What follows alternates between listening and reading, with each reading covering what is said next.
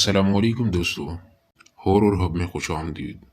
ایسی دنیا جس میں ہم آپ کو عصیب اور جنات کی کہانیاں سنائیں گے۔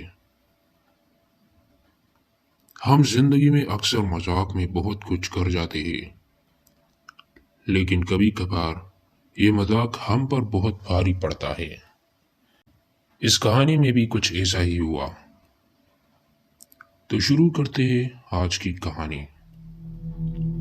یہ کہانی 3 دوستوں کی ہے، سلمان، علی اور جمال۔ یہ تینوں رات کے گھنے سائے میں اپنے گاؤں سے دور جنگل میں موجود پرانے مسیحی قبرستان کی طرف جا رہے تھے، کیونکہ گاؤں میں یہ مشہور تھا کہ رات کو پرانے مسیحی قبرستان میں ایک کالا گاؤن پہنے بیوہ عورت کی بدرو رو رو کر لوگوں کو اپنی طرف مائل کر کے مار ڈالتی ہے۔ اسی وجہ سے گاؤں والے اسے روتی بیوہ کہتے تھے۔ یہ تینوں دوست اس بات کو افواہ مانتے ہوئے اسی روتی بیوہ کی روح کو دیکھنے کے لیے جنگل سے ہوتے ہوئے قبرستان کی طرف بڑھ رہے تھے۔ اندھیرے سے نمٹنے کے لیے علی ایک ٹارچ لائٹ ساتھ لایا تھا، جس کی روشنی میں یہ تینوں قبروں کے بیچ سے ہوتے ہوئے گزر رہے تھے کہ اچانک ایک دل دہلا دینے والی آواز تینوں کے کانوں میں پڑی۔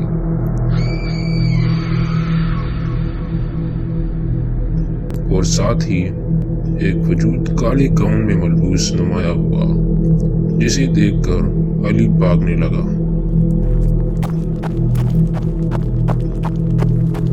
اور بھاگتے بھاگتے اس کے ہاتھ سے ٹارچ گر کر بجھ گئی۔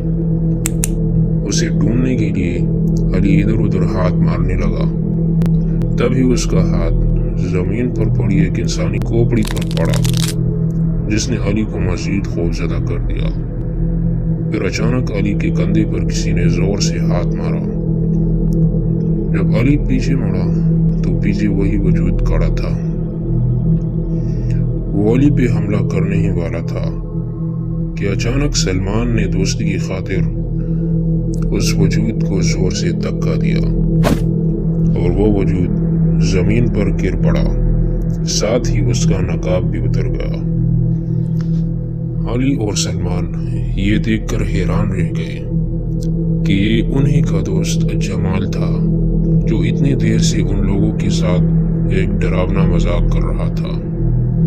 جمال زور زور سے ہنسنے لگا۔ ابھی وہ ہنس ہی رہا تھا کہ اچانک اس کے پیچھے سے کسی کے رونے کی آواز آئی۔ جیسے ہی جمال پیچھے مڑا، اس کا چہرہ زرد پڑ گیا اور خوف کے مارے اس پر کپ کپی طاری ہو گئی،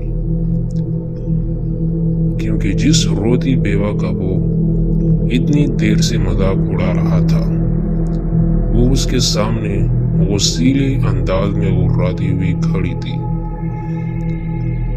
اس کا آدھا چہرہ جلا ہوا تھا، آنکھیں بالکل سفید تھی، اس کا نچلا ہونٹ پوری طرح سے کٹا ہوا تھا اور اس کے بال سفید تھے۔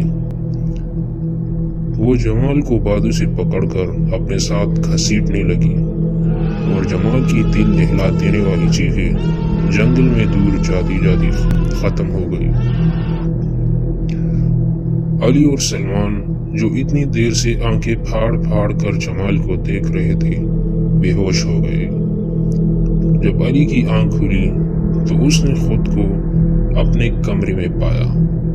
اس کی ماں نے اسے بتایا کہ وہ 3 دن سے بے ہوش تھا۔ سلمان کی خبر لینے کے لیے جب علی اس کے گھر گیا تو سلمان کی ماں نے اسے بتایا کہ سلمان کی موت 3 دن پہلے ہی ہو گئی تھی۔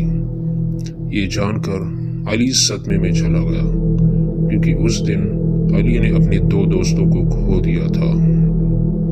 آج بھی وہ کالی رات، ویران قبرستان، روتی بیوہ کا منحوس چہرہ اور جمال کی دل دہلا دینے والی چیخیں علی کو رات کو سونے نہیں دیتی۔ یہ تھی آج کی کہانی۔